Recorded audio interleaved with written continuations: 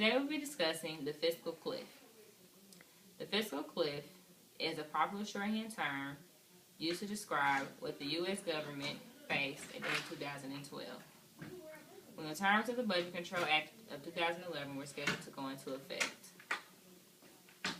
The fiscal cliff also is a term being used to describe the expiration of tax cuts and the combination of extreme tax increase and significant federal budget act cuts. They are expected to create significant problems. The House voted 257 to 167 with 172 Democrats joining 85 Republicans in supporting the measures. The fiscal cliff permanently keeps the middle class from being hit by the alternative minimum tax. The bill also affects some of Americans' toughest spending problems. The origin of the fiscal cliff was a disagreement between Obama and Congress 2 years ago on how to deal with the nation's growing debt and costly tax cuts on the wealthy Americans. Congress avoided a default by raising a debt limit in August 2011 by passing the Budget Control Act. Senate voted for the fiscal cliff 89 to 8 at 2 a.m. Tuesday morning.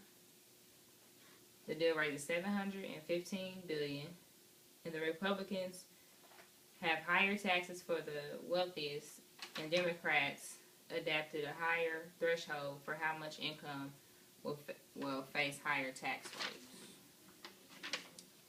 Democrats left out a number of goals for the bill, and they didn't push for settling the upper limit to create the older tax break. Obama hoped to raise $1.6 trillion over 10 years, but instead the bill raises $620 billion, which means tax cuts in some funds. With the fiscal cliff, tax rates will go up only for individuals with income over $400,000,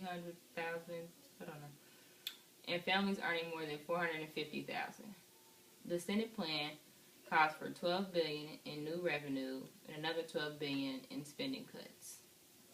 The cuts to be split between defense and non-defense spending. With the fiscal cliff, Americans will take home less out of their checks.